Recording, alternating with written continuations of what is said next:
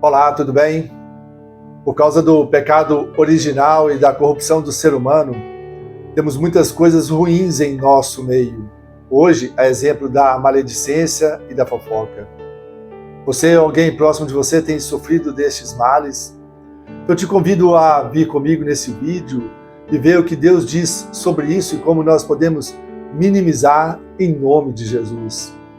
Nós vamos dar continuidade aos nossos devocionais na carta de Tiago, no capítulo 4, versos 11 e 12. Eu vou colocar a passagem aqui na tela, você pode dar um pause, mas de preferência vá na sua própria Bíblia. Meus irmãos e irmãs, na passagem de hoje, Tiago novamente ele é bem resumido e direto.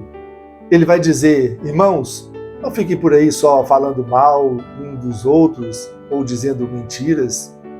Ao chamar os seus ouvintes de irmãos, Tiago está nos lembrando que Deus é o nosso Pai. Como membros da mesma família de Deus, devemos amar uns aos outros, suportar uns aos outros, e só assim nós cumpriremos a lei de Cristo. Veja Gálatas 6:2. A lei de Cristo é a palavra inspirada e revelada de Deus para nós.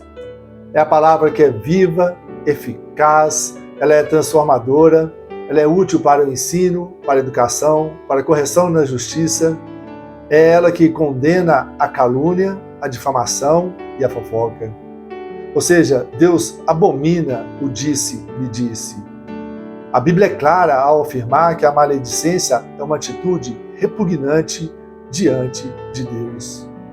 E Deus já nos deixou isso bem claro lá no começo, no Antigo Testamento, lá nos 10 Mandamentos, dizendo: não darás falso testemunho contra o teu próximo. A calúnia procede da inveja e ambas refletem as obras de Satanás, este que é o caluniador por excelência. A difamação dá mau testemunho do Evangelho, a fofoca destrói a comunhão com as pessoas e a comunhão com Deus e por aí vai. Quando alguém fala falsamente contra um irmão, não só fala contra a pessoa, mas principalmente julga e fala contra a própria lei de Deus, que é pura, perfeita e agradável. E no vídeo anterior nós já vimos a solução para este problema. Quem sofre deste mal deve se sujeitar a Deus, deve se arrepender e resistir ao diabo. O caluniador ele acaba sendo um representante de Satanás, tentando se colocar no lugar de Deus, achando que é juiz acima da lei. Mas, na verdade mesmo, ele não está nem cumprindo a lei.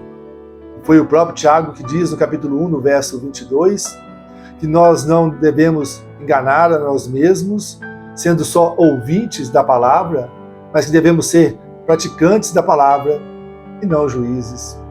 Nenhum homem tem condições de julgar a lei de Deus, pois todos nós somos simplesmente criaturas.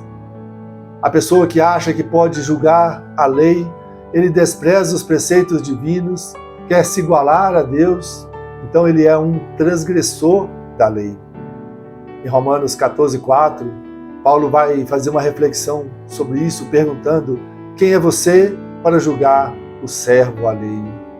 Porque só o Senhor é o nosso Deus e o nosso juiz, pois só o Senhor é o nosso legislador e o nosso rei. É Ele quem nos salvará dos nossos pecados.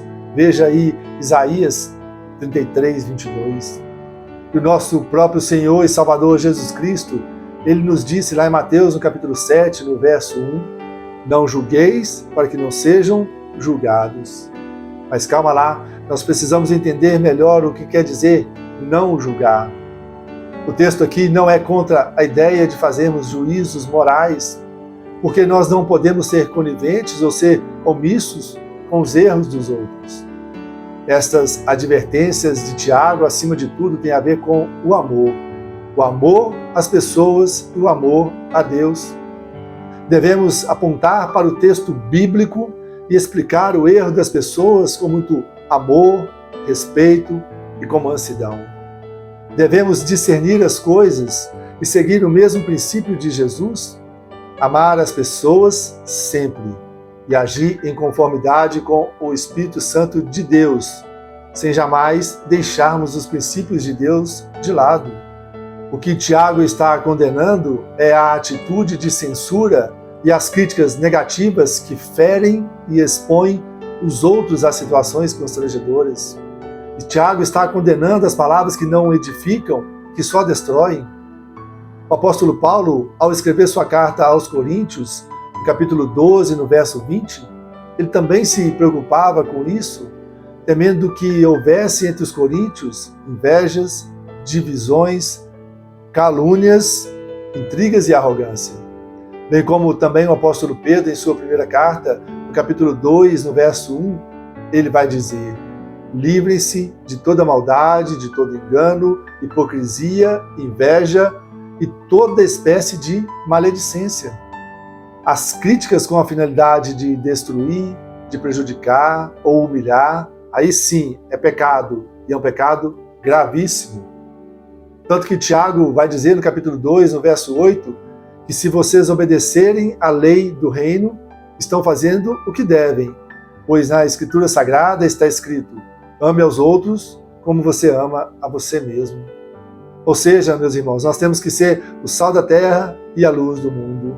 Nós devemos usar os nossos lábios para abençoar, para bem dizer, para orar e profetizar coisas boas. Devemos honrar a palavra de Deus e não manchá-la com pensamentos e palavras tolas. Meus irmãos, quem está no controle, quem sabe de tudo, quem governa todas as coisas, é Deus. Então, o que alguns estão pensando ao ficarem vigiando e se intrometendo na vida alheia? Assim, meus amados irmãos e irmãs, a maneira como nós tratamos os outros reflete a visão de quem Deus é para nós e de como nós devemos viver e nos comportar em relação às outras pessoas, independente de quem elas sejam.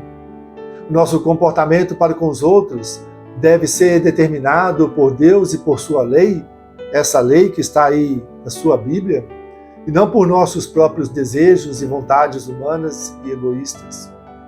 Se por acaso você está em conflito com alguém, ou conflito consigo mesmo, ou em conflito com Deus, significa que você não está se submetendo completamente a Deus. E como resolver isso? A leitura diária da Palavra de Deus, a oração sem cessar, a nossa submissão ao Senhor é que deve nos humilhar e nos lembrar constantemente que nós não somos Deus. Ou seja, nenhum de nós tem condição de julgar ninguém. Devemos nos sujeitarmos a Deus, porque Ele é o nosso único, Ele é o nosso justo e eterno juiz, e não há outro semelhante a Ele. E o Senhor também é bom, e Ele é luz, e nele não há trevas alguma. Confie nisso. E que Deus te abençoe e te guarde, e use os seus lábios para glorificar ao Senhor e para abençoar as pessoas que estão ao seu redor. Amém?